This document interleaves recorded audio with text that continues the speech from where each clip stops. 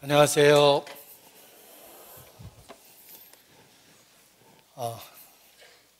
지난 3월 1일 전국 교사 수련회가 있었습니다. 저희 전주교회가 전국 교사 수련회를 주최하고 또 식사와 관계된 많은 봉사에 참여하셨습니다. 4천여 명 이상 식사를 해야 되는 큰 행사이기 때문에 많은 분들이 참여하셔서 봉사해 주셨습니다. 3시 아침 식사를 준비하려면 3시에 일어나야 되는데 아마 평생 처음 그 시간에 일어나신 분도 많이 계셨을 거라고 생각합니다. 전국에서 그런 봉사에 참여할 수 있는 큰 교회는 몇 개 교회 되지 않습니다. 저희 전주교회가 단합된 힘으로 잘 큰 행사를 잘 치를 수 있게 돼서 먼저 주님께 감사하게 되고 또 많은 분들의 마음을 격려해서 적극적으로 참여해 주신 것에 대해서 더욱 감사하는 마음을 갖게 됩니다. 우리 수고해 주신 분들을 기억하고 또 함께 격려하는 의미에서 또 주님께 감사하는 의미에서 우리 다 같이 박수 한번 쳐보겠습니다.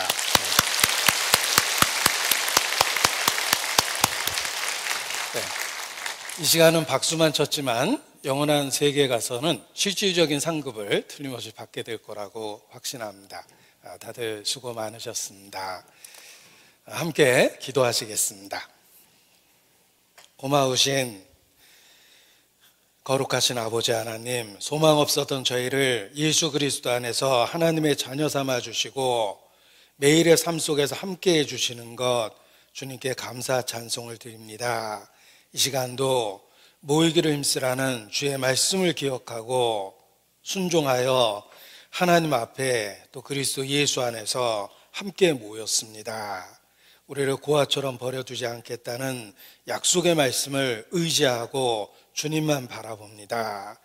함께 하시는 주께서 친히 주관하시고 하나님의 영광만 나타내 주시기를 주님께 기도합니다. 우리 가운데 두루 역사하심으로 연약한 자에게 힘을 주시고 더욱 주 안에서 살 수 있도록 지혜와 능력을 이 시간 우리에게 베풀어 주시기를 주님께 간구합니다.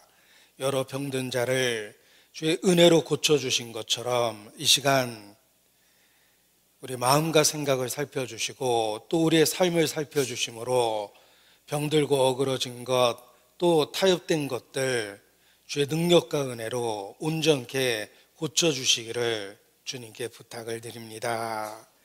주님이 함께 하시는 그 약속을 체험하는 귀한 시간이 될 수 있도록 성령의 감동과 감화하심으로 함께하여 주시옵소서. 말씀을 지식으로 받지 아니하고 믿음으로 화합하여 듣고 삶의 변화를 일으킬 수 있도록 주의 권능으로 더욱 역사해 주시기를 주님께 부탁을 드립니다. 또 이 마지막 때에 우리의 소중한 가족 중에 이뤄진 자 그 영혼들을 기억하고 주님 앞에 기도합니다. 주 예수를 믿으면 너와 내 집이 구원 얻으리라는 그 약속의 말씀이 우리 가정에 온전히 이루어져서 이 마지막 때에 주님을 가장으로 섬기는 복된 가정을 이룰 수 있도록 주님 축복해 주시고 또 역사해 주시기를 주님께 간구합니다. 이 시간 해외 선교지에서 수고하시는 선교사님들의 사역과 가정을 위해서도 주님 앞에 더욱 간절히 기도합니다. 그 수고가 헛되지 않도록 지켜주시고 우리가 누리는 좋은 것을 누리지 못하는 만큼 더 큰 은혜로 함께해 주시기를 주님께 부탁을 드립니다. 이 시간도 주의 영광이 우리 모든 사람에게 나타나고 말씀을 듣기 전과 후에 분명한 변화를 가질 수 있도록 주님 주관하시고 함께해 주시기를 더욱 간절히 기도합니다. 주께 의지합니다. 주님만 바라봅니다. 고마우신 우리 구주 예수님 이름으로 기도합니다. 아멘. 네, 성경 이사야서 44장 22절 말씀을 보시겠습니다. 이사야서 44장 22절 말씀입니다. 44장 22절.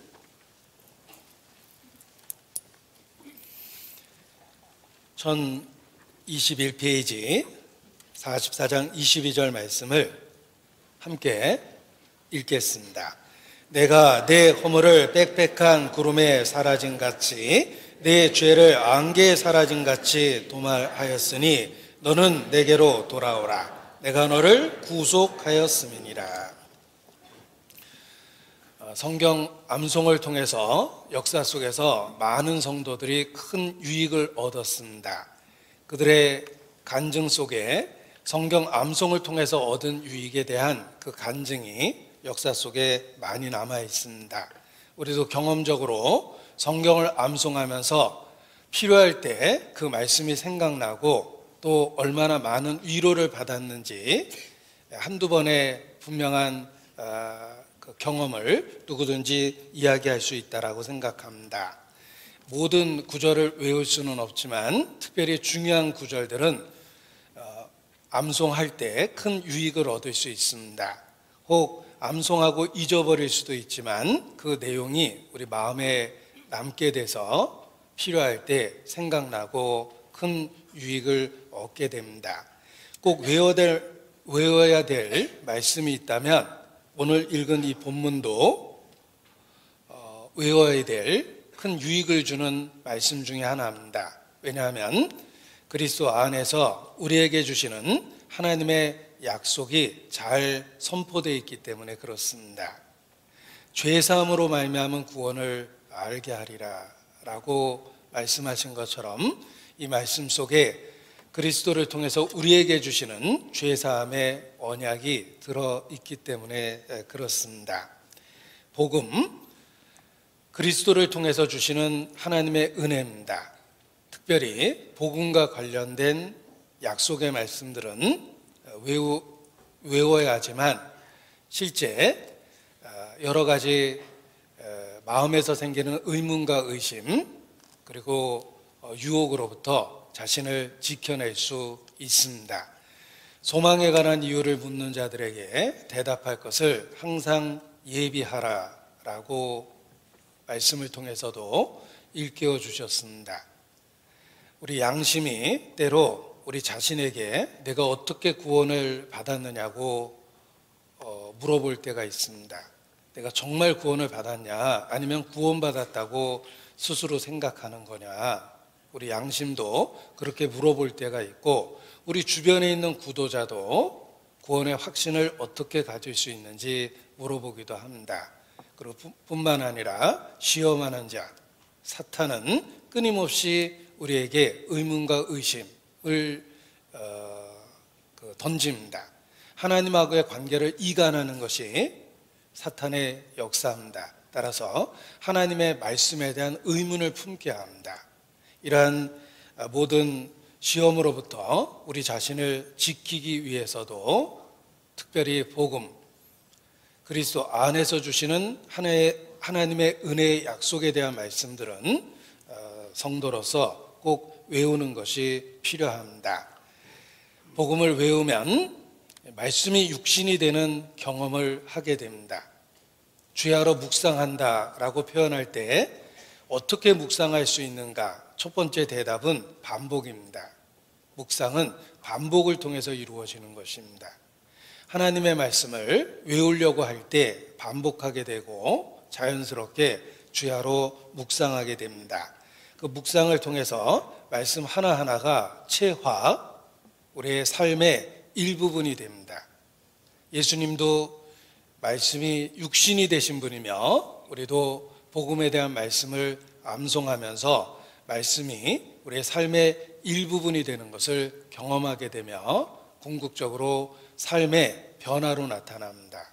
그래서 말씀이 인격이 되는 그러한 변화를 경험하게 되는 것입니다. 이러한 유익 때문에 역사 속에서도 많은 성도들이 하나님의 말씀을 외우려고 노력했던 것입니다. 이 핍박받던 시절에 모든 성경을 압수당했던 시절이 있었습니다. 그러나 성도들은 신앙을 지키는데 별반 어려움을 겪지 않았다라고 이야기합니다. 왜냐하면 중요한 소중한 약속의 말씀은 이미 마음에 새겨놨기 때문에 그렇습니다. 그들은 암송을 통해서 성경을 빼앗겼을 그때에도 마음에 새겨진 하나님의 말씀을 일깨우며 핍박의 시기를 견뎌낼 수 있었던 것입니다. 예전에는 인쇄술이 발달되지 않았기 때문에 성경을 한 구절 한 구절 옮겨 적어서 또 하나의 성경을 만들어냈습니다. 필사본이죠. 지금도 그렇습니다. 우리는 인쇄된 성경을 암송을 통해서 우리 마음에 옮겨 놓을 수 있습니다. 그래서 말씀을 통한 삶의 변화를 실제로 경험할 수 있게 되는 것입니다. 꼭 외워야 될 말씀이 있다면 복음, 그리스도 안에서 우리에게 주시는 하나님의 약속에 대한 말씀들은 외워야 된다라고 강조하고 싶습니다. 이사야서 44장 22절도 꼭 외워야 될 하나님의 언약이 들어있는 그러한 말씀입니다. 오늘 함께 나눌 말씀의 제목은 창구 속속입니다. 갑분싸. 갑자기 분위기가 싸해진다라는 말을 요즘 세대 말로 줄여서 갑분싸라고 이야기합니다. 긴 말을 줄여서 표현한 것인데 창구 속속이란 말은 제가 스스로 주였기 때문에 지난 설교를 못 들으신 분은 못 알아듣는 게 정상입니다. 창조주가 구세주가 되어서 우리의 죄악을 속하여 주셨으니 우리는 반드시 그에게 속하여야 한다. 우리가 믿고 있는 진리를 한 문장으로 표현해 봤고 거기에 있는 중요한 한 단어씩 따서 그냥 만들어 본 말입니다. 창구 속속. 지난번에 창조주가 구세주가 되어서 우리의 죄를 속하여 주셨으니 라는 부분을 많은 시간 할애해서 함께 생각을 했습니다. 그리고 제일 마지막 글자 부분이 좀 더 드릴 말씀이 있기 때문에 오늘 이어서 말씀을 드리고자 합니다. 그래서 창구 속속 중에 지난번에는 창구 속을 말씀을 드렸고 그리고 오늘은 마지막 글자에 해당하는 그 속자에 대한 우리는 반드시 그에게 속하여야 된다라는 말씀을 함께 나누고자 합니다. 그 마지막 속하여야 된다라는 말을 한자로 표현하면 무리 속자를 쓸 수 있는데 사실 묶을 속자나 무리 속자를 같이 써보고 싶었습니다.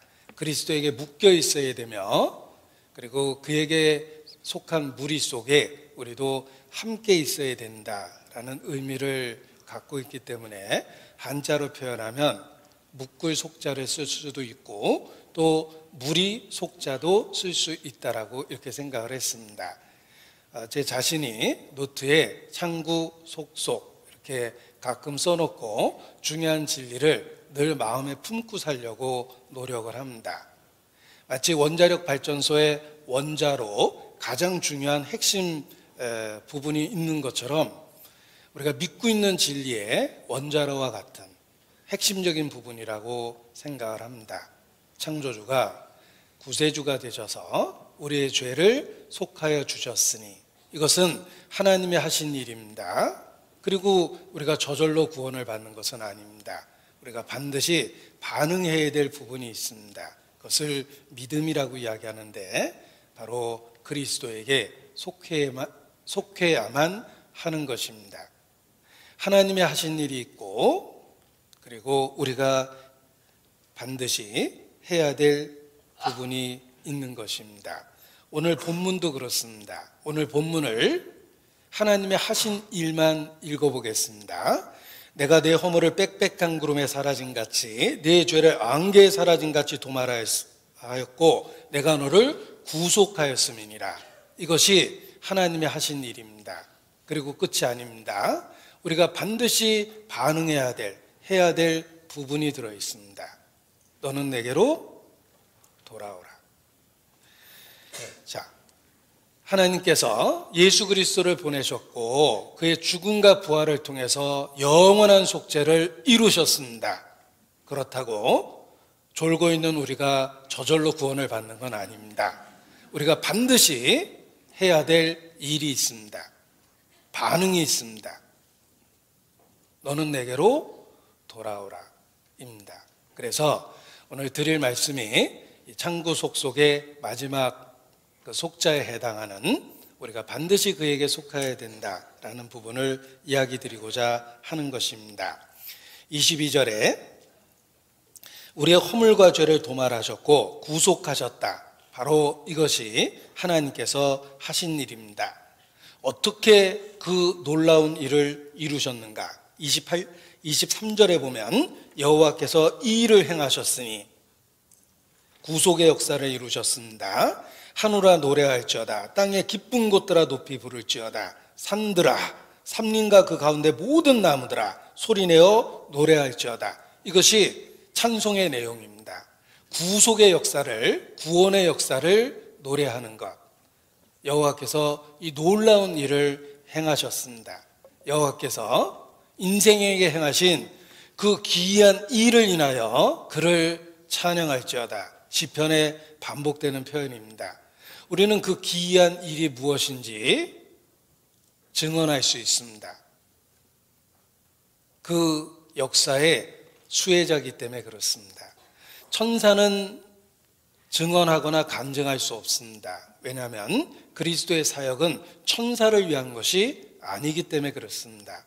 천사도 못하는 일, 그것이 구속의 역사를 찬양하는 것, 그것입니다. 하나님께서 예수 그리스도의 죽음과 부활을 통해서 구속의 사역을 이루셨습니다. 이것은 천지창조와 비교할 수 없는 또 하나의 놀라운 하나님의 역사입니다. 그래서 45장 8절에 이렇게 말씀하십니다. 너 하늘이여, 45장 8절, 너 하늘이여 위에서부터 의로움을 비같이 듣게 할지어다. 궁창이여 의를 부어내릴지어다. 땅이여 열려서 구원을 내고 의도 함께 움돋게 할지어다. 나 여호와가 이 일을 창조하였느니라. 창조라는 단어를 쓰고 있습니다. 천지 창조뿐만 아니라 하나님이 이루신 또 하나의 창조, 무에서 유를 일으킨 놀라운 일이 있습니다. 그것이 바로 구속의 역사입니다. 너 하늘이여 위에서부터 의로움을 비같이 듣게 할지어다. 궁창이여 의를 부어 내릴지어다. 비에다 비유하셨는데 하늘로부터 비가 쏟아지듯이 의로움이 쏟아졌습니다. 그리고 땅에서 그 의로움의 결과가 생기게 하셨습니다. 땅이여 열려서 구원을 내고 의도 함께 움돋게 할지어다. 하늘로부터 비를 내려 땅에서부터 싹이 나고 결실을 하게 됩니다. 하나님 쪽에서 의로움, 우리를 구원하는 역사를 베풀어 주셔서 땅으로 하여금 생명이 생기는 기적을 이루게 하신 것입니다. 자연의 조화를 갖고 구속의 역사가 어떻게 이루어지는지를 말씀을 해주신 것입니다. 그런데 이러한 구속의 역사를 창조라고 동사를 사용하셨습니다. 무에서 유를 만드는 놀라운 하나님의 역사입니다. 하나님의 크신 능력이 천지 창조를 통해서 선포됩니다. 하나님의 크신 은혜가 구속의 역사를 통해서 선포되고 있는 것입니다.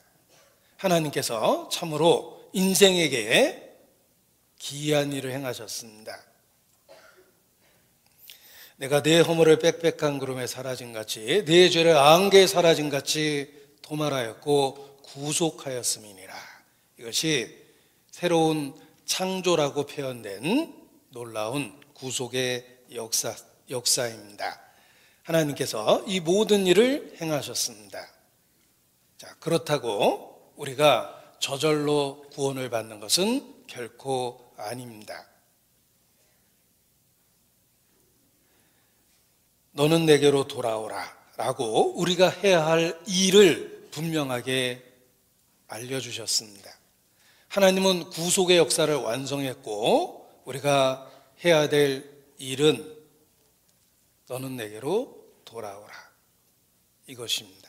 그래서 구원의 역사는 우리에게 저절로 이루어지는 것이 아니라 반드시 우리가 그 하나님의 구속의 역사에 반응해야 된다는 것입니다. 너는 내게로 돌아오라. 어떻게 돌아가는가? 이것을 신학에서는 회심이라고 합니다. 한 단어를 사용했지만 많은 의미를 갖고 있습니다. 회심이란 회개하고 돌이키는 것, 회개하고 믿는 것이라는 의미를 갖습니다. 너는 내게로 돌아오라. 이것이 우리가 해야 될 반응이고 믿음입니다. 회심입니다.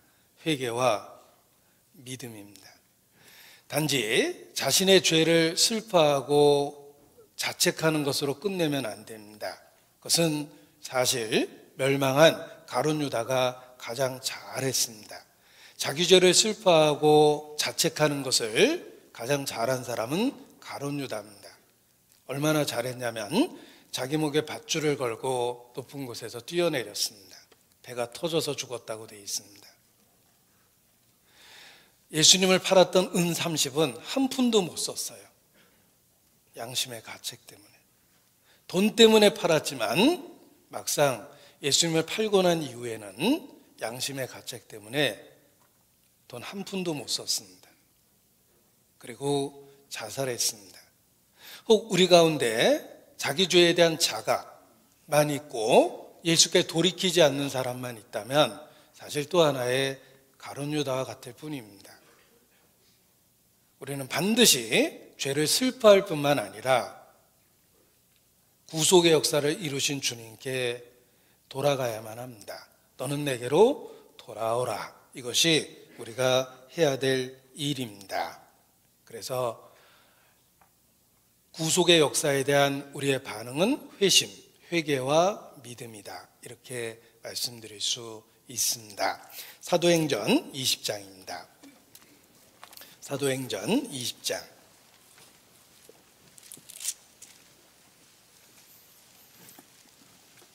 바울이 자신의 메시지를 한 문장으로 표현했습니다.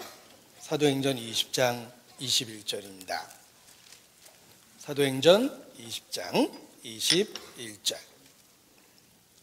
같이 읽습니다. 유대인과 헬라인들에게 하나님께 대한 회개와 우리 주 예수 그리스도에 대한 믿음을 증가한 것이라. 바울은 자신이 눈물로 전했던 메시지를 한 문장으로 요약했습니다. 하나님에 대한 회개와 우리 주 예수 그리스도에 대한 믿음. 이것이 바울의 메시지입니다. 단순히 하나님에 대한 회개가 아니라 회개하고 예수께로 돌이키는 것. 이것이 핵심입니다. 하나님께 대한 회개와 우리 주 예수 그리스도에 대한 믿음. 반드시 우리가 구원받기 위해서는 너는 내게로 돌아오라 라는 말씀에 따라서 회개하고 믿음을 갖는 것이 필요한 것입니다. 데살로니가 교회도 어떻게 하나님께 돌아왔는가? 그들의 표현 속에서도 똑같은 말이 들어있습니다. 데살로니가 전서 1장 9절입니다. 데살로니가 성도들의 간증, 동일한 간증, 공통된 간증 안에도 하나님에 대한 회개와 우리 주 예수 그리스도에 대한 믿음, 돌이키는 그런 내용이 들어있습니다. 9절부터 제가 읽어드리겠습니다. 저희가 우리에 대하여 스스로 고하기를 우리가 어떻게 너희 가운데 들어간 것과 너희가 어떻게 우상을 버리고 하나님께로 돌아와서 사시고 참되신 하나님을 섬기며 또 죽은 자들 가운데서 다시 살리신 그의 아들이 하늘로부터 강림하심을 기다린다고 말하니. 이것이 데살로니가 성도들의 공통된 간증의 내용입니다. 이는 장래 노하심에서 우리를 건지시는 예수시라. 자, 우상을 버리고 하나님께 돌아와서, 이것이 회개입니다. 그리고 참된 믿음을 갖고 반응을 했습니다. 사시고 참되신 하나님을 섬기며 또 죽은 자들 가운데서 다시 살으신 그의 아들이 하늘로부터 강림하심을 기다린다고 말하니, 그들은 예수께로 돌이킨 것입니다. 그래서 회개와 믿음, 이것이 반드시 구속의 역사를 이루신 하나님 앞에 우리가 해야 될 부분이다, 이렇게 말씀드릴 수 있습니다. 저절로 구원받는 게 아니라 반드시 믿음으로 반응을 해야 되는 것입니다. 우리가 영원한 속죄를 이루셨다는 사실을 선포할 때 그 자리에 있는 모든 사람이 저절로 구원을 받는 건 아닙니다. 똑같은 말씀을 듣고 반응하는 사람, 믿음으로 화합하는 사람, 받아들이는 사람, 그들이 구원을 받게 되는 것입니다. 하나님이 세상을 이처럼 사랑하사 독생자를 주셨으니 이는 멸망치 않고 영생을 얻게 하려 하심이라 라고 외우면 틀린 겁니다. 제가 지금 중요한 것을 빼놓고 외웠기 때문입니다. 하나님이 세상을 이처럼 사랑하사 독생자를 주셨으니 이는 멸망치 않고 영생을 얻게 하려 하심이라가 아닙니다. 아주 중요한 말이 빠져 있습니다. 우리가 해야 될 부분이 완전히 빠져 있습니다. 이는 저를 믿는 자마다 라는 부분을 제가 빼놓고 외운 것입니다. 제대로 외워야 되겠죠. 하나님이 세상을 이처럼 사랑하사 독생자를 주셨으니 이는 저를 믿는 자마다, 복음을 들은 모든 사람이 구원받는 건 아닙니다. 복음적인 교회 다닌다고 다 구원받는 것도 아닙니다. 이는 저를 믿는 자마다 라고 절대적인 조건, 한정이 되어 있습니다. 우리는 반드시 적극적으로 믿음으로 반응해야 되는 것입니다. 사도행전은 제 자신이 가장 많이 읽었던 성경 중에 하나입니다. 사도들이 무엇을 어떻게 전했을까 정말 알고 싶었습니다. 그래서 28장까지 되어 있는 사도행전을 열심히 읽었습니다. 베드로는 어떻게 무엇을 전했을까? 바울, 그는 설교를 어떻게 했을까? 정말 알고 싶었습니다. 그래서 사도행전을 열심히 읽었는데 복음이 선포되고 모든 사람이 저절로 구원받은 게 아닙니다. 복음을 듣고 반응한 사람, 적극적으로 받아들인 사람, 믿음으로 화합한 사람, 그들이 구원을 받은 것입니다. 이는 저를 믿는 자마다 우리가 해야 될 부분이 있습니다. 너는 내게로 돌아오라. 이것이 구속의 역사에 참여하는 방법입니다. 우리는 반드시 믿음으로 화합해야만 합니다. 사도행전에서 찾아보도록 하겠습니다. 사도행전 2장.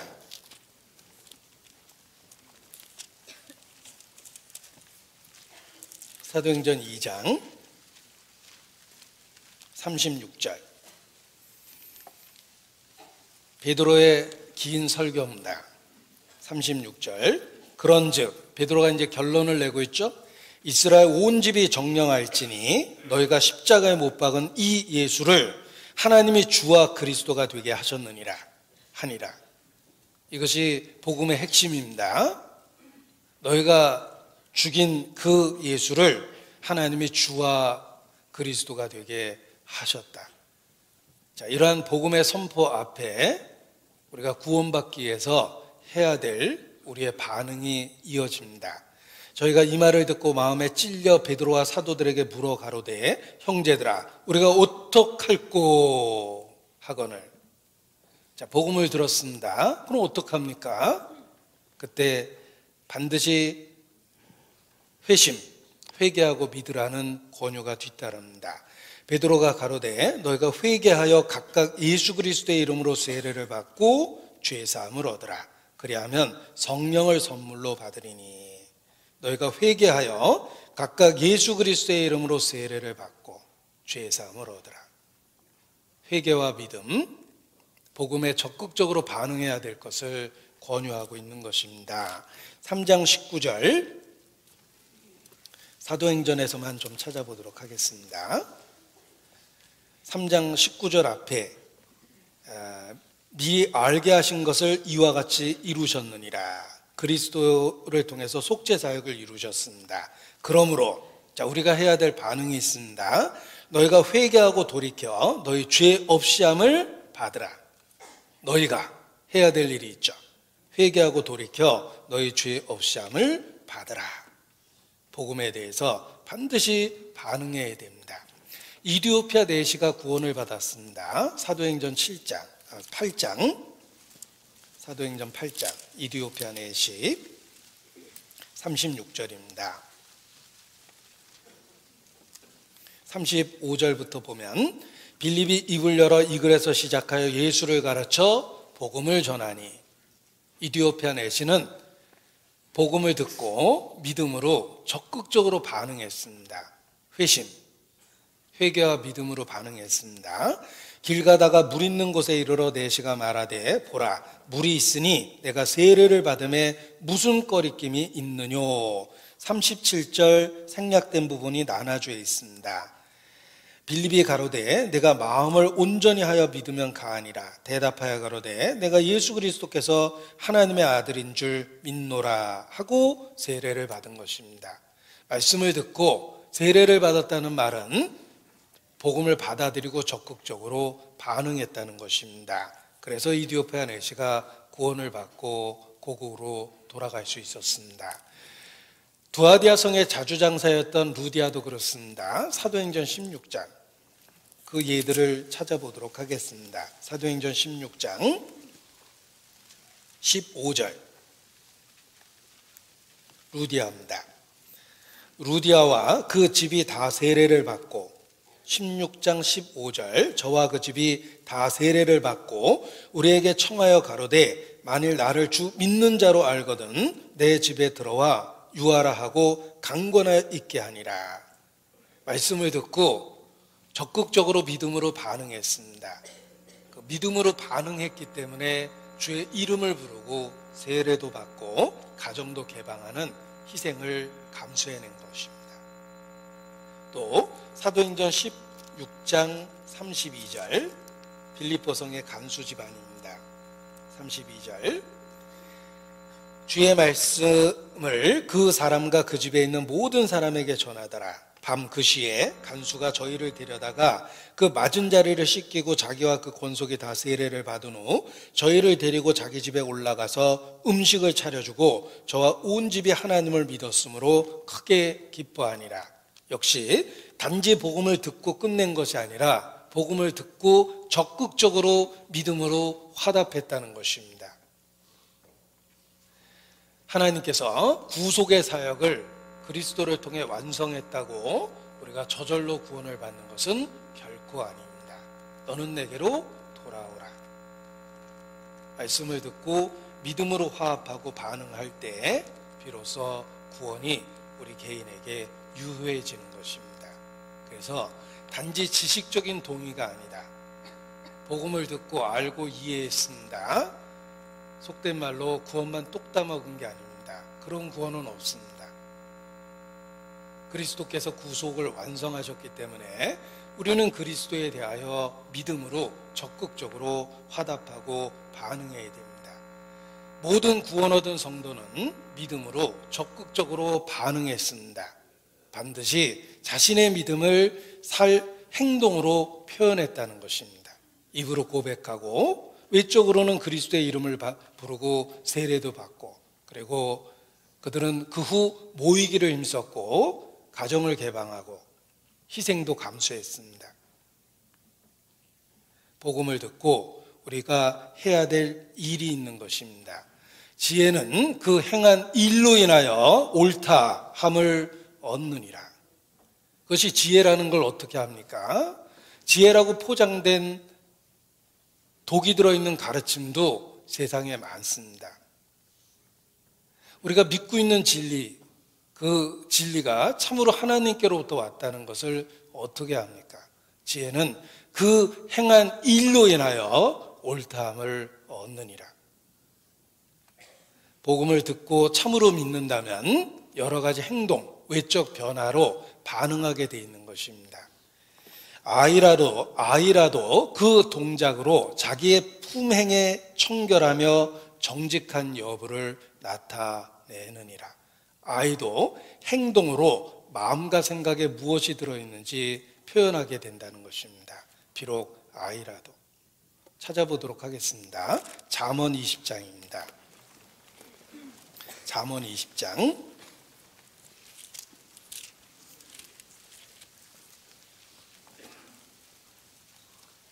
11절입니다.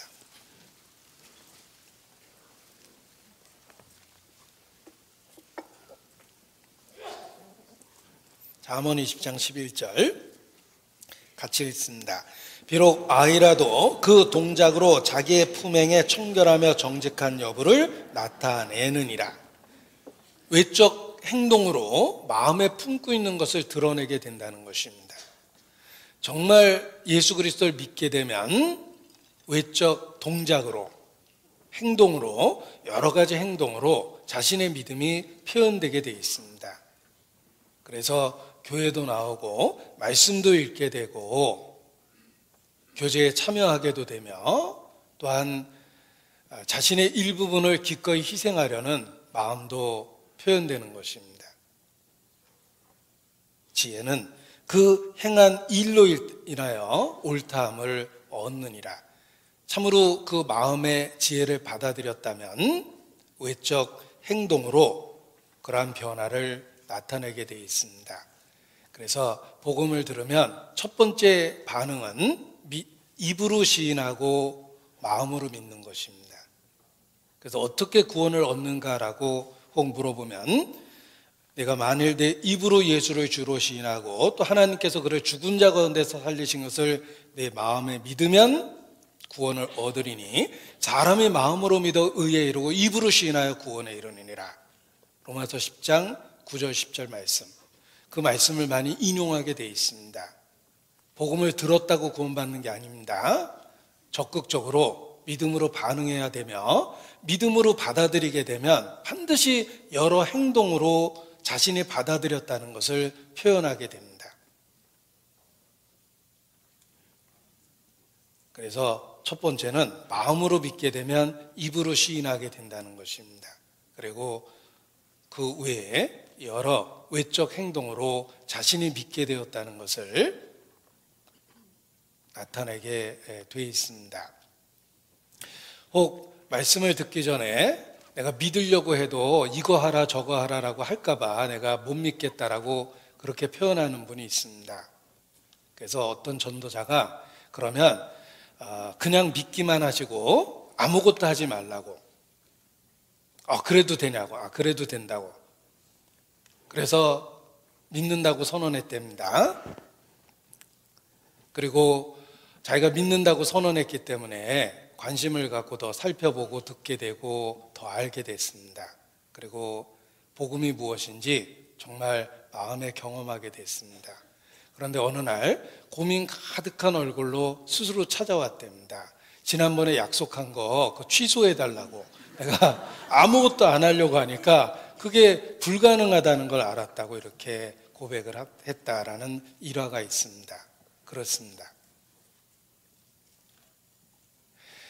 우리가 사랑과 감기는 감출 수 없다라는 표현을 합니다. 누군가를 연모하게 되면 마음에만 그게 들어있으니까 눈빛으로 나타나고 표정으로 나타나고 그리고 행동으로 나타납니다.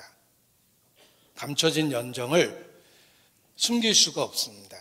감기도 숨길 수가 없죠. 증상이 분명하게 외적 증상이 나타납니다. 하물며 참으로 그리스도 예수 안에 있는 하나님의 사랑을 깨닫게 되면 우리의 마음과 생각과 우리의 모든 것이 다 흔들리게 되고 변화가 생기게 되어 있습니다. 사랑을 표현하지 않는 것이 더 어렵습니다.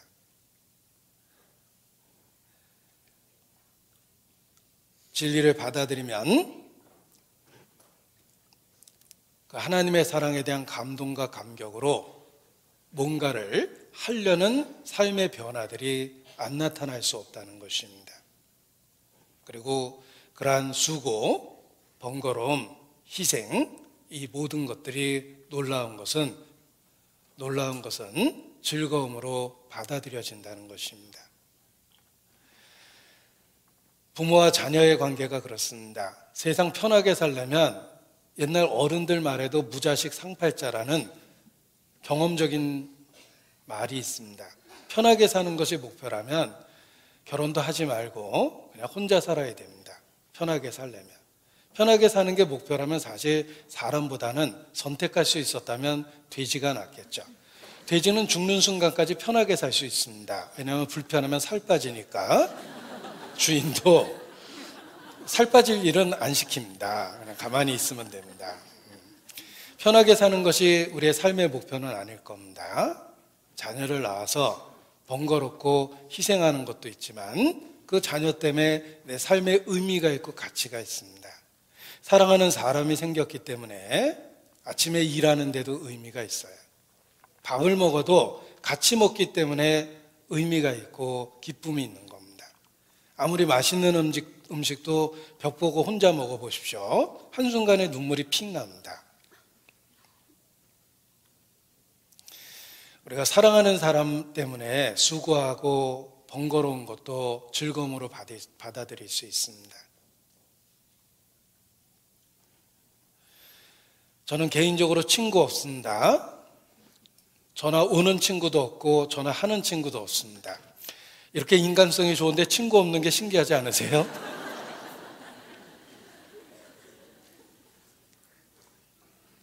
친구 없으니까 친구한테 돈 쓸 일 없습니다. 그런데 제가 주머니에 돈이 있을 때 제일 큰 기쁨은 아이들 밥 사줄 때입니다. 같이 그 아이들이 뭔가를 이렇게 즐겁게 먹는 모습을 보면 내가 먹는 것도 아닌데 정말 즐겁고 돈이 이래서 필요한 거구나 그런 생각을 합니다. 우리 사랑하는 사람을 위해서 뭔가 희생하고 수고하고 번거로움이 생기면은 정말 신기한 것은 즐거움으로 받아들여지게 됩니다. 아이가 군대에 있을 때 면회 갈 때도 아침에 누구보다 먼저 면회 신청하고 싶은 마음에 필요 이상으로 일찍 일어나서 일찍 출발했습니다. 그렇지만 전혀 번거롭거나 짜증나질 않았어요. 그리고 제일 먼저 부대에 도착했다는 기쁨을 갖고 아이 면회 나오기를 기다렸습니다. 그리고 그렇게 짧은 시간을 보내고 먼 길을 돌아오는데도 마음에 보람과 기쁨이 가득 찼어요. 군대에서 고생하는 우리 아들 오늘 모처럼 시간을 거기다 쓴 것에 대해서 너무 즐겁고 또 감사했습니다. 사랑은 기적을 만들어냅니다. 아무리 이기적인 사람도 자녀에 대한 사랑으로 수고와 번거로움을 감수하게 됩니다. 사람을 사랑해도 그런데 하물며 그리스도 예수 안에 있는 하나님의 사랑을 소유하게 됐다면 우리는 반드시 동작으로 외적 행동으로 그것을 표현하게 되어 있습니다. 그래서 성격을 초월해서 전도도 하고 무한당해도 자존심은 상했지만 다시 또 전도하는 자기를 또 보게 됩니다. 우리가 참으로 믿음으로 화답하고 반응하면 반드시 여러 가지 외적 행동으로 그것이 나타난다는 것을 경험적으로 알고 있습니다. 그리고 아무런 외적 변화가 없다면 복음을 제대로 이해하지 못했거나 고의적으로 받아들이지 않고 보류한 상태입니다. 그래서 외적 반응이 안 일어나는 것입니다. 하나님께서는 구속의 사역을 완성하셨습니다. 그리고 우리가 그 완성된 구속의 사역에 대해서 적극적으로 반응해야만 합니다. 그것을 짧은 말로는 회심이라고 하고 풀어서 설명하면 회개와 믿음이라고 합니다. 하나님에 대한 회개 그리고 예수 그리스도에 대한 믿음, 이것이 복음을 듣고 우리가 반응한 그 핵심적인 내용입니다. 복음에 대한 그 핵심적인 내용입니다. 하나님이 그리스도를 통해서 하신 일이 있고 그것을 믿음은 우리 자신에게 적용해서 받아들이게 만듭니다. 예수님이 십자가에 죽고 부활하셨다. 사실입니다. 역사입니다. 그런데 그 말에는 지금 믿음이 빠져 있어요. 그리스도께서 죽고 부활하셨다. 이건 역사며 사실입니다. 믿음이란 우리를 위하여, 나를 위하여, 이것이 믿음입니다. 하나님이 설명해 주신 것을 내가 받아들였기 때문에 기꺼이 나를 위하여 그리스도께서 죽고 부활하셨다. 이렇게 고백하게 되는 것입니다. 그래서 모든 그리스도인의 마음에는 금빛 글자가 있어야 된다. 나를 위하여. 이것이 믿음이다. 청교도들의 명언입니다. 예수께서 1000만 번 베들레헴에서 태어나시고 십자가에 죽었다 하셨다 하더라도 우리가 믿지 않으면 개인적으로 우리에게 구원은 결코 일어나지 않습니다. 우리가 해야 될 몫이 있습니다. 그것이 믿음이며 적극적인 반응입니다. 그래서 복음은 그리스도께서 죽고 부활하셨다. 믿음은 나를 위하여. 그 두 가지를 합쳐서 그리스도께서 나를 위하여 죽고 부활하셨다. 이렇게 받아들이는 것입니다. 갈라디아서 3장입니다. 갈라디아서 3장.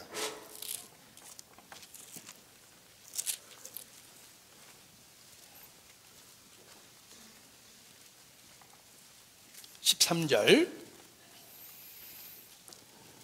갈라디아서 3장 13절 같이 읽겠습니다.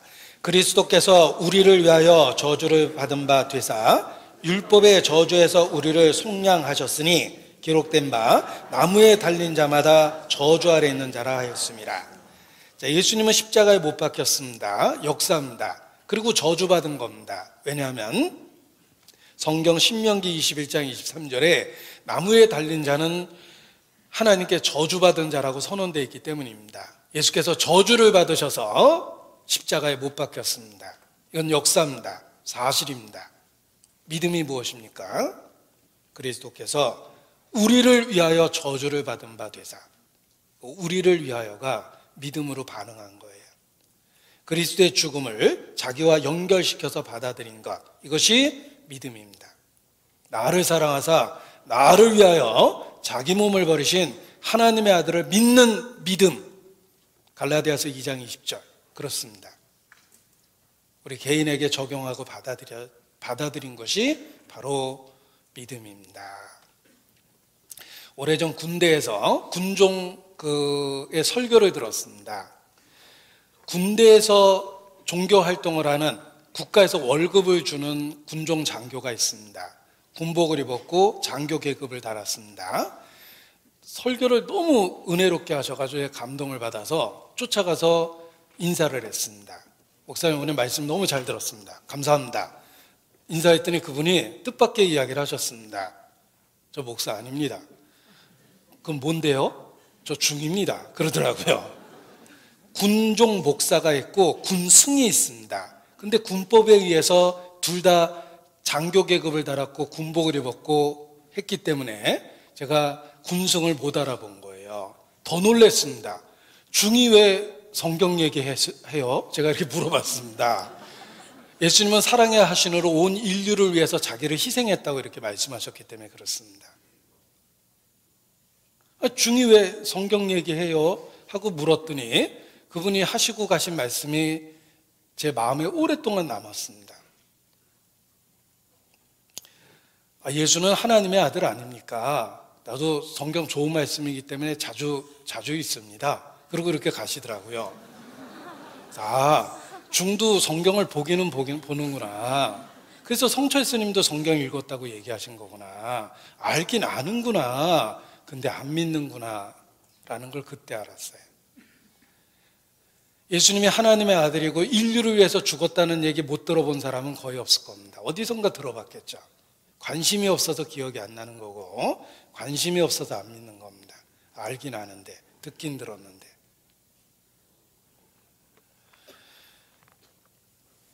예수님의 죽음과 부활을 개인적으로 받아들인 상태, 이것이 바로 믿음입니다. 개인적으로 받아들일 때 비로소 우리 자신에게 유효해지는 겁니다. 이펙티브해지는 겁니다.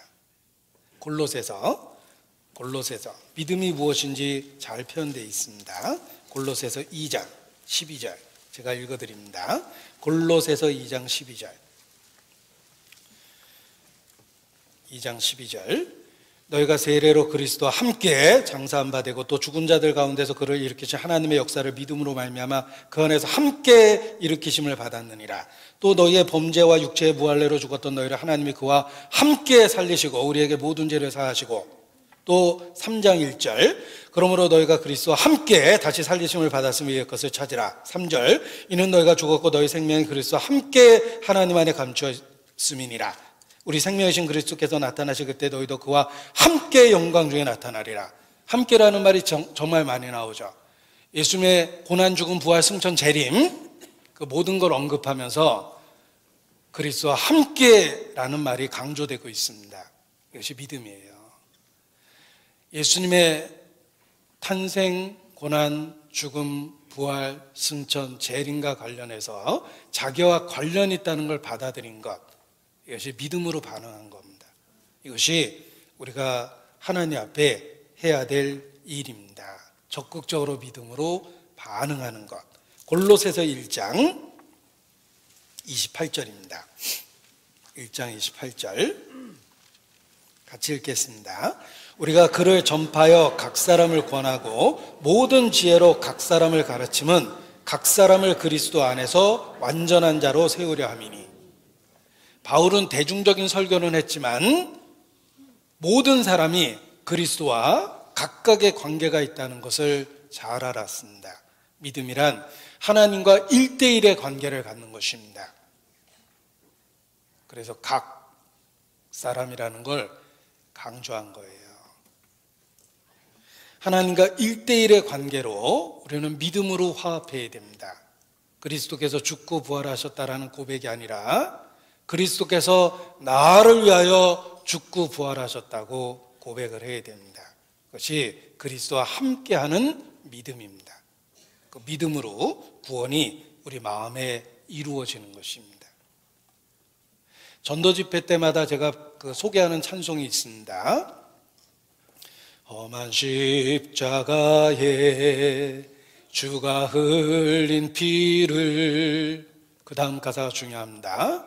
믿는 마음으로 바라보니 나를 용서하고 내 죄 사하시려 주가 흘리신 보혈일세. 험한 십자가에 주가 흘린 피를, 이 역사입니다. 사실이에요. 믿음이란 자기 자신과 연결시키는 거예요. 믿는 마음으로 바라보니 하나님이 나에게 증언하신 그대로 내가 그렇게 말씀하신 그대로 받아들이면서 1대1의 관계라는 걸 안 겁니다. 내가 어디 하늘에서 뚝 떨어진 존재가 아닙니다. 나는 철저한 피조물이에요. 지금 이 순간도 생명의 근원인 하나님을 의지해서 호흡하고 생명활동을 하고 있는 겁니다. 하나님이 숨을 거두시면 그 순간 나는 혐오스러운 시체가 돼요. 하나님으로 인해 존재하는 내가 생명을 얻을 수 있는 방법, 영원한 생명을 얻을 수 있는 방법은 하나님이 내게 주시는 것을 내가 받아들이는 거예요. 하나님은 구속의 사역을 완성하셨고 나는 받아들임으로 인해서 그걸 누릴 수 있는 겁니다. 그래서 믿는 마음으로 바라보니 다른 사람은 어떤지 상관없습니다. 분명한 건 내가 믿어야 될 예수님이고 내가 붙잡고 있어야 될 예수님이라는 걸 잘 압니다. 난 하나님 없이 살 수 없고 구세주 없이 하나님 앞에 갈 아무것도 갖고 있질 않아요. 그러니까 믿을 수밖에 없어요. 1대1의 관계로 복음을 받아들이는 것, 이것이 우리가 마땅히 해야 될 일입니다. 디모데후서 2장 8절입니다. 디모데후서 2장 8절입니다.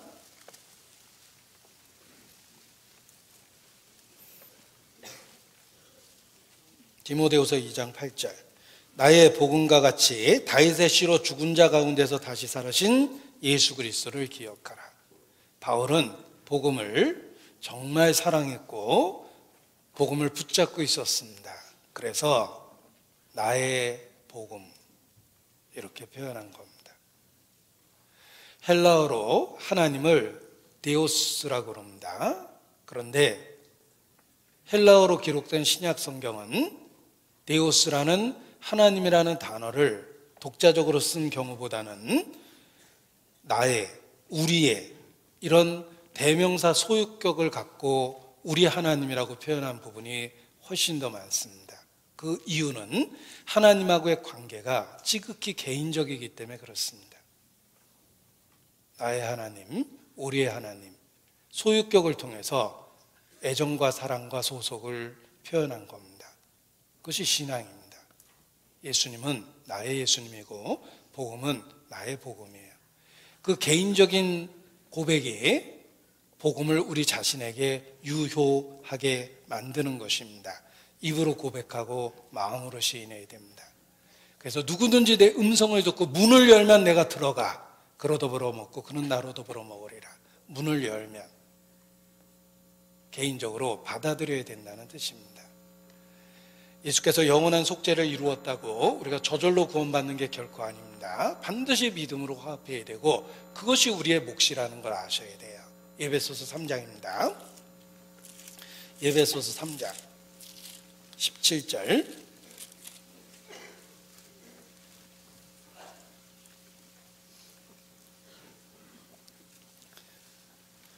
에베소서 3장 17절. 믿음으로 말미암아 그리스도께서 너희 마음에 계시게 하옵시고. 어떻게 그리스도가 우리 마음에 계실 수 있는가? 믿음으로 말미암아 그리스도가 너희 마음에 계시게 하옵시고. 반드시 마음을 열고 받아들여야 돼요. 믿음으로 사실을 받아들여야 돼요. 믿음으로 말미암아 그리스도께서 너희 마음에 계시게 하옵시고. 믿음이 없으면 그리스도께서 10,000번 죽으셔도 결코 구원받지 못합니다. 우리는 믿음으로 적극적으로 반응을 해야 됩니다. 아무리 비싸게 개발되고 제공된 약도 묘약, 신약이 있다고 생각을 해보죠. 그 약을 받았다고 효과가 있는 게 아니라 받아서 먹어야 되는 거예요. 개인적으로 받아들이고 그걸 체험해야 됩니다. 복음이 그렇습니다. 적극적으로 반응해야만 되는 것입니다. 그래서 칼빈, 종교개혁자 칼빈도 아무것도 드릴 것이 없는 빈손을 하나님께 쭉 내밀어 모든 것을 받는 것, 이것이 믿음이다. 믿음을 빈손을 들고 나가 주님께 이렇게 받는 것을 믿음이라고 표현을 했습니다. 영접하는 자, 받아들이고 receive죠. 받아들이는 거예요. 믿음은 receive, 하나님의 선물을 받으려고 손을 내미는 거예요. 우리 누가 뇌물을 주면 안 받으려고 그러면 손을 뒤로 감추는 수밖에 없습니다. 안 받겠다는 뜻이죠. 뭘 이런 걸 다, 그럼 받겠다는 뜻인데, 칼빈은 믿음이란 손을 쭉 내밀어 하나님의 것을 받겠다라는 표현이라는 거예요.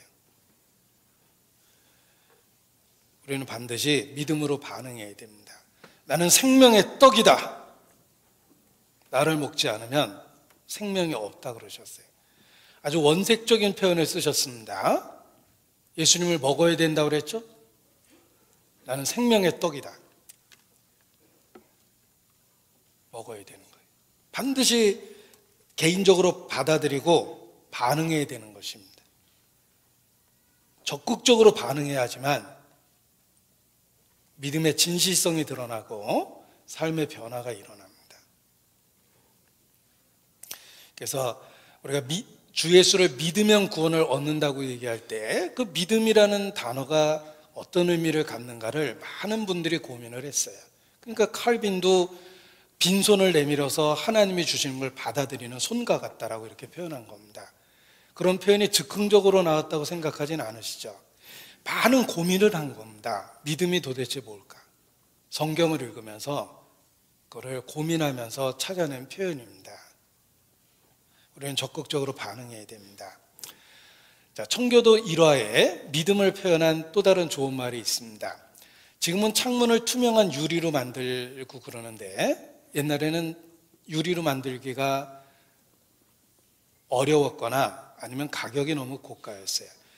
인류가 유리를 사용한 지는 오래됐지만 너무 고가이기 때문에 창문 같은 걸 달 수는 없었습니다. 이 옛날에는 창문이 나무로 돼 있는 그 창문이 많았어요. 그래서 완전히 빛을 차단시켜버리는 그런 창문류가 많아서 그걸 이렇게 열어야지만 바깥에 빛도 들어오고 공기도 들어왔습니다. 우든 윈도우, 나무로 만든 창문이었습니다. 자, 나무로 만든 창문을 닫아놓으면 이게 낮인지 밤인지 실내에서 구별이 안 가요. 왜냐하면 완전한 밀폐가 되기 때문에 그렇습니다. 그런데 그 나무로 된 창문을 갖고 있다고 가정을 했을 때 바깥이 환한 대낮입니다. 밝은 빛이 나무로 된 창문 때문에 들어오지 못합니다. 아마 희미하게는 빛이 얼핏 보일 거예요. 낮인지 밤인지. 그런데 그 나무로 된 창문을 걷어버리는 순간 바깥에 있었던 그 한낮의 빛이 방 안으로 확 밀려 들어옵니다. 믿음이란 마치 나무로 돼 있는 문을 열어서 제치는 것과 똑같다. 바깥에 있던 이미 낮이 되었던 그 빛이 방 안으로 밀려 들어오기 시작한다는 거예요. 하나님은 복음을 이미 완성하셨습니다. 우리 마음 문 바깥에까지 와 계셔요. 우리 마음의 문을 나무 문이라고 비유하고 닫아놓으니까 캄캄해진 거예요. 그걸 열어 제치면 바깥에 밝은 빛이 방 안으로 밀려 들어온다. 믿음이란 나무로 되어 있는 것과 같은 마음의 문을 열어서 제치는 것이다. 이렇게 표현하기도 했습니다. 믿음이란 성경이 증거하는 것, 하나님이 말씀하시는 것을 진실이라고 받아들이는 것, 하나님께서 그리스도를 통해서 주시는 약속을 사실로 받아들이는 것, 이것이 믿음이다 라고 표현하고, 또 다른 표현에는 믿음은 신뢰다, 하나님의 은혜를 과감하게 신뢰하는 것, 이것이 믿음이다 라고 표현하기도 했습니다. 이것도 믿음이 무엇인지 고민을 많이 해서 만들어낸 정의입니다. Faith is daring confidence in God's grace. 영어로도 제가 소개를 해드렸는데, 하나님의 은혜를 daring confidence, 감히 확신하는, 하나님의 은혜를 daring confidence라고 표현했습니다. 감히 확신하는 것이다. 그것이 faith, 믿음이다. 이렇게 표현한 것입니다. 그래서 믿음을 이해하기 위해서 그들은 이런 다양한 표현을 사용을 했습니다. 믿음은 하나님의 약속으로 들어가는 것이며, 믿음은 남편과 아내를 묶어주는 혼인서약과 같다. 그리스도가 이룬 모든 것을 믿음을 통해서 받아들이고 응답하는 것이다. 이것도 또한 역사 속에서 그리스도인들이 정의한 믿음에 관한 표현입니다.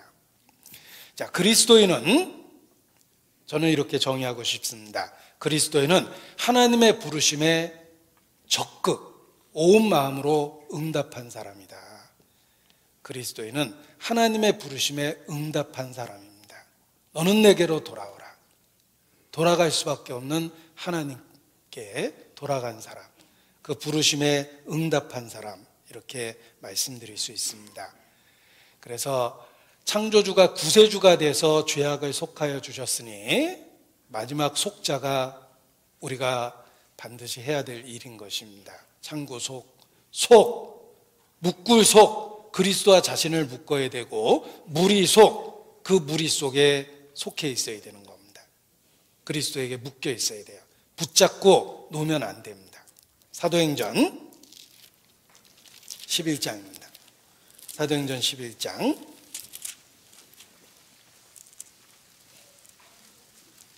23절. 안디옥에 있는 성도들에게 바나바가 해준 교훈입니다. 사도행전 11장 23절, 바나바가 안디옥 성도들에게 준 말씀입니다. 23절 같이 읽죠. 저가 이르러 하나님의 은혜를 보고 기뻐하여 모든 사람에게 굳은 마음으로 주께 붙어 있으라 권하니. 믿음이란 주께 붙어 있는 것, 굳은 마음으로 붙어 있는 것, 이것이 믿음입니다. 묶을속이라고 그랬죠? 예수님과 묶여 있어야 돼요. 분리되면 안 됩니다. 우리가 죄악 가운데서 살아남을 수 있는 방법은 그리스도에게 붙어 있어야 돼요. 아주 굳게 붙어 있어야 돼요. 떨어지면 죽는 거예요. 제가 좋아하는 찬송입니다. 주님 없이는 못 살아, 나 혼자서는 못 살아, 헤어져서는 못 살아, 나 혼자선 못 살아. 좋아해, 좋아해, 주님을 좋아해. 저 하늘에 태양이 반짝이는 한 주님을 좋아해. 찬송가 몇 장이냐고 물어보시는데 그런 찬송은 없습니다. 어디선가 들어본 유행가가 자꾸 예수님하고 연상돼가지고 제가 예수님 생각하면서 불러봤어요. 제 아내 앞에서 불렀더니 아내는 본인에게 하는 노래인 줄 알더라고요. 그래서 뭐 그렇게 많이 틀리진 않다라고 생각했기 때문에 그렇다라고 제가 얘기는 했는데, 그대 없이는 못 살아, 나 혼자서는 못 살아, 떠나가서는 못 살아. 우리가 그렇게 고백할 궁극적인 대상은 바로 생명의 주 대신 예수님이십니다. 그래서 주님께 굳게 묶여 있어야지만 우리가 생존해낼 수 있는 것입니다. 신명기 4장, 신명기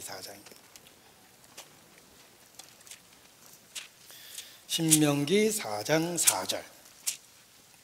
사자가 좀 죽을 사자 떠올라서 기분이 안 좋은데, 정말 죽고 죽을 일이 있으면 이 말씀을 붙잡으세요. 신명기 4장 4절. 죽고 죽을 일이 있으면 이 말씀을 붙잡으면 신명 나실 거예요.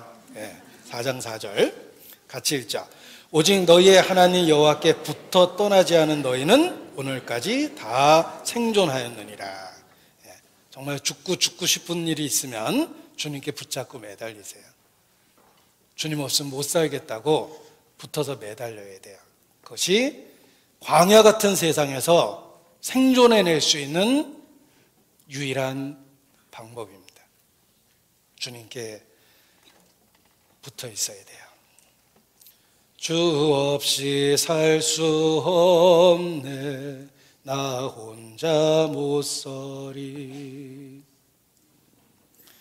힘없고 부족하여 지혜도 없으니 내 주는 나의 생명 또 나의 힘이라. 주님을 의지하여 지혜를 얻으리. 주 없이 살 수 없네, 나 혼자 못 서리, 죄인의 구주요. 찬송 가사도 마음에 와닿습니다. 주 없이 살 수 없네, 나 혼자 못 서리, 죄인의 구주요. 힘없고 부족하고 지혜도 없으니 내 주는 나의 생명 또 나의 힘이라.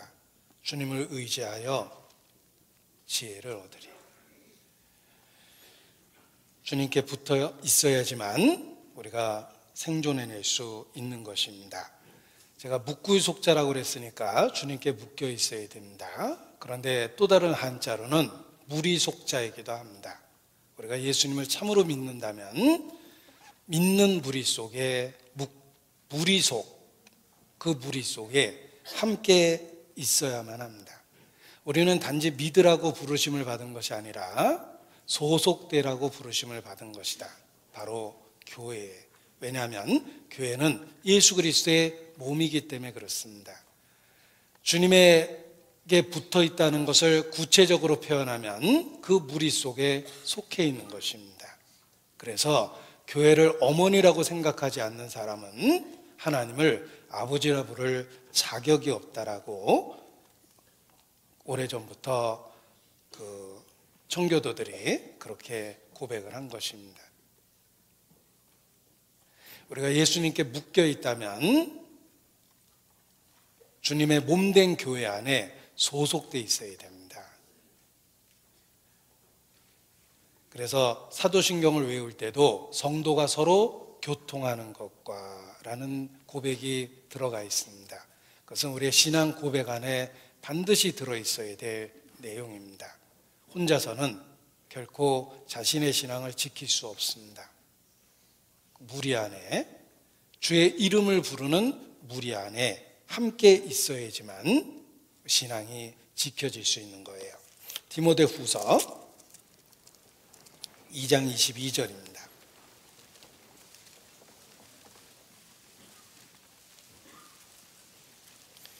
디모데후서 2장 22절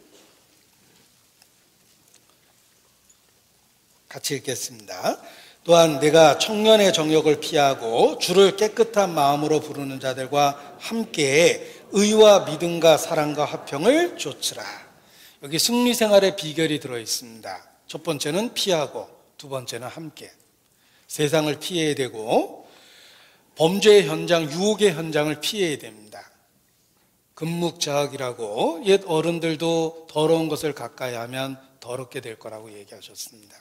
세상을 피해야 되고, 그리고 주를 깨끗한 마음으로 부르는 자들과 함께, 예수님을 믿는 모든 사람들은 함께 있을 때 강하게 됩니다. 그래서 우리가 예수님을 믿는다면 반드시 그 무리 속에 함께 있어야 되는 것입니다. 예수께서도 하나님 뜻대로 행하는 자가 내 모친이여 형제들이니라 이렇게 말씀하셨습니다. 주의 이름을 부르는 모든 자들을 모친이여 형제들이라고 표현하셨어요. 같은 가족이 되는 겁니다. 가족이 될 수밖에 없는 상황이 있습니다. 자, 예를 들면 저에게 형이 있는데 가족관계가 맺어진 이유는 딱 하나입니다. 저하고 성격도 다르고 나이도 다르고 모든 것이 다릅니다. 근데 어떻게 가족관계가 됐을까? 그분 아버지 어머니하고 저 아버지 어머니하고 똑같은 사람입니다. 이유가 없죠? 네, 마찬가지입니다. 가족은 선택이 아니에요. 우리가 형제여 자매가 된 이유는 딱 하나입니다. 같은 주를 불렀기 때문에 그 주님 안에서 가족이 된 겁니다. 에베소서 4장 3절, 에베소서 4장 3절부터 제가 읽어드립니다. 평안에 매는 줄로 성령이 하나 되게 하신 것을 힘써 지키라. 성령이 하나 되게 하셨는데 7가지를 갖고 하나가 되게 하셨어요. 그 7가지를 제가 읽어드리겠습니다. 4절부터. 몸이 하나여 성령이 하나니 이와 같이 너희가 부르심의 한 소망 안에서 부르심을 입었느니라. 주도 하나여 믿음도 하나여 세례도 하나여 하나님도 하나이시니 곧 만유의 아버지시라. 여기 7가지 하나가 될 수밖에 없는 이유를 주셨습니다. 몸, 성령, 소망, 주, 믿음, 세례, 그리고 하나님이에요. 몸도 하나, 성령도 하나, 소망도 하나, 주도 하나, 믿음도 하나, 세례도 하나, 하나님도 하나이시니. 자, 제가 형하고 가족관계가 된 이유는 부모가 같다는 것 딱 하나였습니다. 우리가 서로 영적 가족관계가 될 수 있는 것은 7가지나 주셨어요. 피는 물보다 진합니다.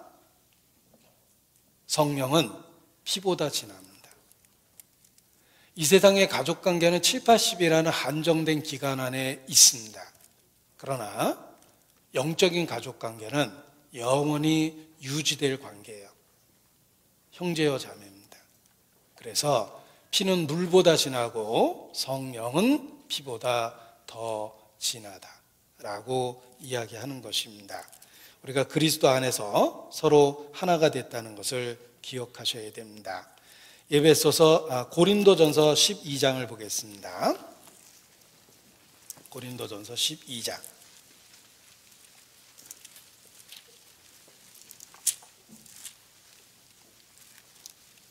12절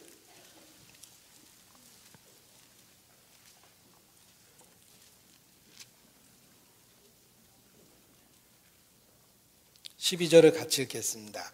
몸은 하나인데 많은 지체가 있고 몸에 지체가 많으나 한 몸인과 같이 그리스도도 그러하니라. 자, 교회는 그리스도의 몸입니다. 그 몸 안에는 많은 지체가 있습니다.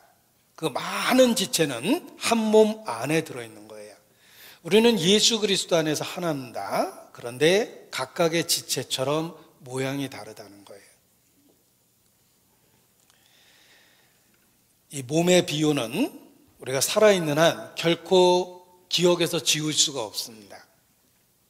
이 몸뚱아리를 갖고 이 세상에서 사는 한 몸의 비유에 대한 말씀은 우리 마음에 지워지질 않아요. 이것은 평생 기억하고 살라라는 뜻입니다. 우리가 한 몸입니다. 그리스도라는 한 몸 안에 지체로서 일부분이 되어 있는 거예요. 그리고 우리 각 사람은 주변에 있는 지체들, 가까이 있는 지체를 통해서 힘을 얻고 필요한 영양분을 공급을 받고 보호받고 존재하게 되는 것입니다. 몸의 각 지체가 서로 연합하고 상합하여 자신의 역할을 하며 몸 전체를 구성하고 있는 것처럼 우리가 서로 지체가 되었다는 것입니다. 전체적인 조직에서 분리된 조직은 암세포거나 또는 자기 기능을 잃어버리기 시작합니다. 우리 손발이 저리다라고 나이 들면 그렇게 표현하는데 혈액순환이 안 되니까 손발이 저린 거예요. 그리고 심지어는 어떤 기능이 마비돼서 붙어 있지만은 아무런 역할 없이 덜렁덜렁 하는 경우도 있습니다. 영적으로도 그런 질병이 있어요. 우리가 한 지체인데 잘못되면 혈액순환이 안 돼서 손발이 저리듯이 자기 기능, 자기 역할을 못하고 심지어는 아주 거추장스러운 존재가 돼버려요. 교회 안에서도 그렇습니다. 우리가 정상적으로 자기 역할을 하기 위해서는 끊임없는 교류가 있어야 됩니다. 주님과의 교통이 있고 형제 자매와의 교통이 있어야 돼요. 건강에 대한 관심이 많은 분들이 계십니다. 그런데 건강과 관련한 서적을 읽고 또 읽다 보니까 공통된 아주 중요한 것이 있었습니다. 건강과 관련한 공통된 가장 중요한 것은 circulation, 혈액순환입니다. 혈액순환이 돼야지만 기능이 정상이 되니까 대부분 건강 관련 책자는 circulation을 활성화시키기 위해서, 혈액순환을 활성화시키기 위한 움직임이라든지 의약품이라든지 건강보조식품이라든지를 챙겨 먹게 됩니다. 영적으로도 그렇습니다. 영적인 건강의 비결은 활발한 사귐과 교제예요. 서큘레이션이 잘 돼 있으면 영적으로 건강하게 됩니다. 에베소서 4장입니다. 에베소서 4장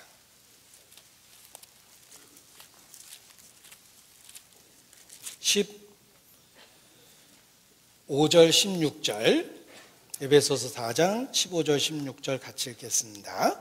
오직 사랑 안에서 참된 것을 하여 범사에 그에게까지 자랄지라. 그는 머리니 곧 그리스도라. 그에게서 온 몸이 각 마디를 통하여 도움을 입음으로 연락하고 상합하여 각 지체의 분량대로 역사하여 그 몸을 자라게 하며 사랑 안에서 스스로 세우느니라.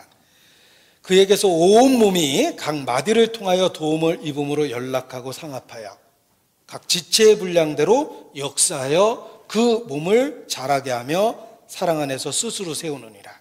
우리의 육체의 기능도 그러하며 영적인 그리스도의 몸, 교회도 그렇습니다.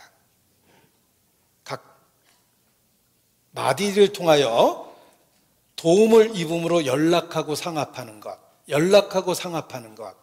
이것이 온몸이 건강해질 수 있는 비결입니다. 그래서 주님과의 교통, 성도 간의 교통, 성도가 서로 교통하는 것, 이것이 영적으로 건강해지는 비결입니다. 우리가 건강을 잃어버린 분들, 세상 말로 풍 맞아서 기능이 마비된 사람들 얼마나 불편합니까? 얼굴에 풍을 맞으면 음식 먹는 것도 얼굴 근육을 움직일 수 없으니까 표정도 없어지고 음식 먹는 것도 불편하고 한쪽으로 풍을 맞으면 걷는 것도 불편해지고 우리의 생활의 질이 뚝 떨어져 버립니다. 그런데 더 심각한 것은 육체적인 기능이 그렇게 문제가 생기는 것보다 영적으로 푹 맞는 겁니다. 그러면 자기 기능을 못해요. 그것이 사실은 더 치명적인 것이라는 것을 육체적인 상태로 보여주는 것입니다. 우리가 영과 육이 건강하게 지내려면 끊임없는 주님과의 교통과 성도 간의 교통이 필요한 것입니다. 그것이 각 마디를 통하여 도움을 입고 연락하고 상합하는 모습이다. 이렇게 말씀드릴 수 있습니다. 그래서 주님의 역사 앞에 우리가 해야 될 일이 있는데, 첫 번째는 주님께 묶여 있어야 되고, 두 번째는 주님께 속한 무리들 속에 함께 있어야 됩니다. 그래서 창구 속, 묶을 속 또는 무리 속자를 써서 그 진리를 마음에 붙들고 새기고 있어야 됩니다. 주님 오시는 그날까지 주님께 매여 있고 또 주님의 이름을 부르는 무리 속에 우리가 소속되어 있어야 되겠습니다. 기도하시겠습니다. 거룩하신 아버지 하나님, 우리를 불러 구원해 주시고 주의 몸된 교회 안에서 보호해 주시는 것 주님께 감사를 드립니다. 우리의 참된 소망이 주께서 예비하신 영원한 나라에 있습니다. 그날 그곳에 이르기까지 우리 영과 육을 지켜주시고 주님의 이름을 변함없이 부를 수 있도록 주님 도와주시기를 주님께 기도합니다. 또 주님의 몸된 교회 안에 있다가 주님 만날 수 있도록 늘 우리를 붙잡아 주시옵소서. 주께 의지합니다. 3월 11일 주님 안에서 예비된 전도 집회가 있습니다. 말씀을 맡으실 소간섭 목사님 영과 육을 강건케 해주시고 또 우리 온 형제자매의 마음을 격려해 주셔서 마땅히 인도해야 될 영혼을 인도할 수 있도록 도와주시기를 주님께 부탁을 드립니다. 또 전국 교사 수련회에 참여해서 봉사할 수 있도록 자원할 수 있는 마음을 주신 것도 감사를 드립니다. 주님 위로해 주시고 더 기쁜 마음으로 봉사할 수 있도록 더 큰 힘을 베풀어 주시기를 주님께 기도합니다. 고마우신 우리 구주 예수님 이름으로 기도합니다. 아멘.